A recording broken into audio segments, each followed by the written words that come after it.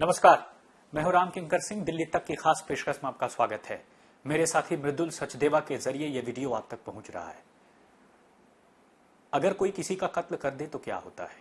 कत्ल करने में अगले शख्स को पुलिस गिरफ्तार करती है, उसे जो है जेल के सलाखों के पीछे भेजती है।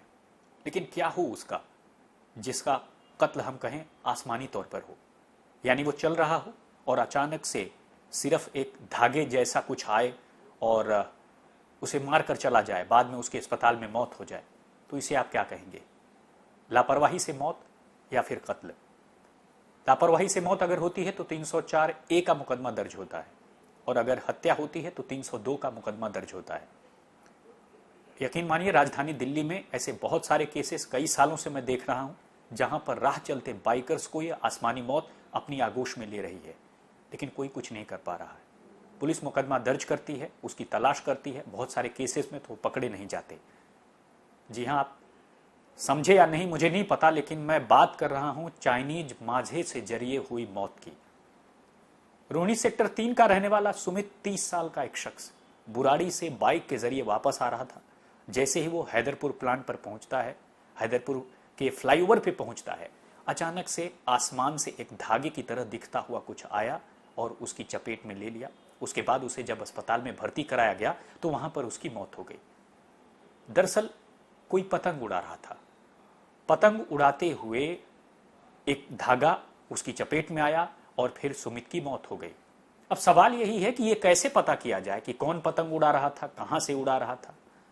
लेकिन ये जो धागा था, ये आम धागा नहीं था, सूती का धागा नहीं था, ये धागा था मेटल कोटेड धागा। यानी वो धागा जो कि सूती का नहीं होता, वो नायलॉन का बना होता है और उसे प्लास्टिक कहते हैं। और प्लास्टिक ही वो कोड वर्ड है जिसके जरिए जो दिल्ली के तमाम इलाके हैं वहां पर जिसे भी चाइनीज मांझा खरीदना है वो वहां पर जाता है, दुकानदार को बोलता है कि आप मुझे प्लास्टिक दीजिए। दुकानदार समझ जाता है कि अगर कोई प्लास्टिक कहता है तो इसका मतलब वो मांझा या चाइनीज मांझा ही मांग रहा है। आपको जानकर हैरानी होगी, 2017 से यह कानून है कि दिल्ली में चाइनीज मांझा पूरी तरह से प्रतिबंधित है, उसे बिकना नहीं चाहिए। लेकिन हमने देखा कि किस तरह से रोहिणी सेक्टर 3 के रहने वाले सुमित की पूरे हादसे में मौत हो गई। बहुत सारे ऐसे हादसे हुए। 5 साल की इशिका जो कि खजूरी की रहने वाली थी, उसे मुझे याद आता है 2 साल पहले उसकी घटना हुई। 3 साल की एक बच्ची अपने माँ बाप के साथ सोनिया विहार के इलाके से आ रही थी और अचानक से एक धागा लिपट गया और उसके बाद से उसकी मौत हो गई।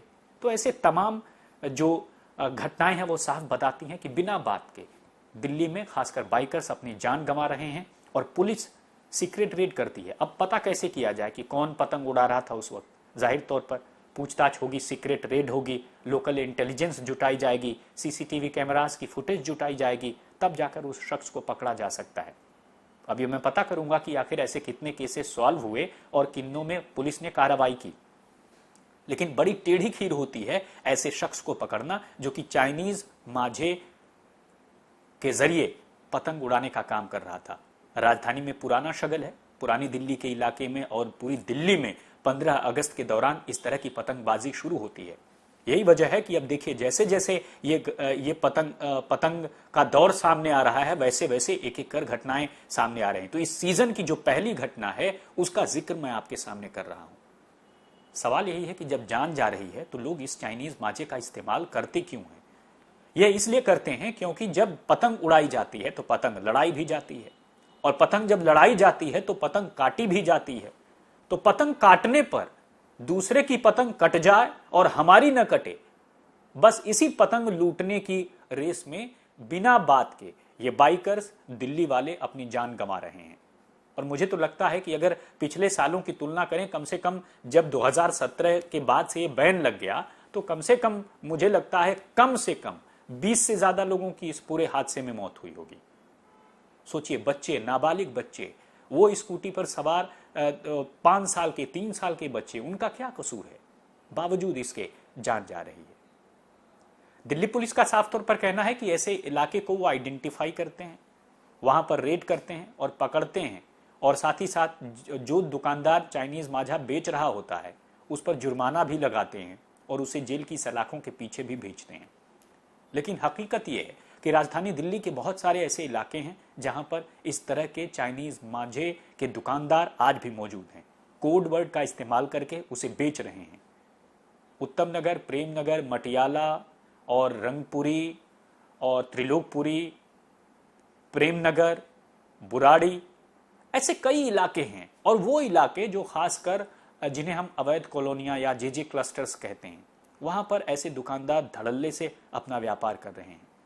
और जाहिर तौर पर अगर ऐसा हुआ तो न जाने किसकी जान उस धागे में फंस जाए और फिर इस पूरे हादसे में उसकी मौत हो जाए। इसीलिए मैंने कहा कि यह आसमानी मौत है जो आती है और आपको खींच ले जाती है और पता नहीं चलता कि आखिर ये जो खींचने वाला था या धागे को उड़ाने वाला था ये कौन था। लेकिन इस चीज को रोकना होगा। सरकार और खासकर दिल्ली सरकार 2017 से ही इस प्रतिबंध है। चाइनीज माझा यानी मेटल कोटेड माधा, वो माझा जिस पर मेटल का कोट लगा होता है, उसे आप अगर आप खरीदते हैं तो जाहिर तौर पर आप एक जुर्म कर रहे हैं। आपको इस बात का ध्यान रखना चाहिए। 2017 से प्रतिबंध के बावजूद आखिर ये कैसे बिक रहा है? दिल्ली पुलिस की टीम, रेवेन्यू डिपार्टमेंट की टीम, एसडीएम और इलाके के तमाम इन्फोर्समेंट के अधिकारी, रेवेन्यू के अधिकारी ऐसी बार बार वो इस बात की जांच करते हैं, तफसील करते हैं कि ऐसे दुकानदार बेच न पाए, चाइनीज माझा बिक न पाए। बावजूद इसके चोरी छिपे ही सही धड़ल्ले से बिक रहा है। तो मैंने बताया कि क्यों ये डिमांड में है, क्योंकि इससे पतंग कटती नहीं है और जो पतंग की लड़ाई में जो लड़ाई लड़ता है उसे जीत का एहसास होता है और साथ ही साथ इसमें फायदा होता है। एक दुकानदार को अगर देशी माझा अगर उसे बेचना हो तो तकरीबन 200 से 300 रुपए या अधिक से अधिक 500 रुपए, लेकिन 1000 से ऊपर का दाम होता है चाइनीज माझे का। और यह इतना खतरनाक है कि आपको बताऊं कि अगर ये पतंग आप उड़ा रहे हैं और किसी मेट्रो की लाइन में या किसी बिजली की लाइन में ये अगर मेटल कोटेड धागा अगर लगा तो काफी ज्यादा यह ट्रिपिंग करता है, यानी तकरीबन 200-300 घरों की बिजली गुल हो जाती है।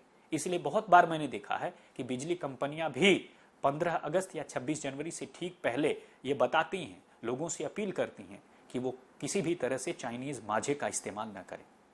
तो मुझे लगता है ये जानने के बाद आप भी कोई ऐसी चीज जिसे दूसरे की जान खतरे में पड़ती है, वह न केवल कानूनन गलत है बल्कि हमें नैतिक तौर पर भी उसका इस्तेमाल नहीं करना चाहिए।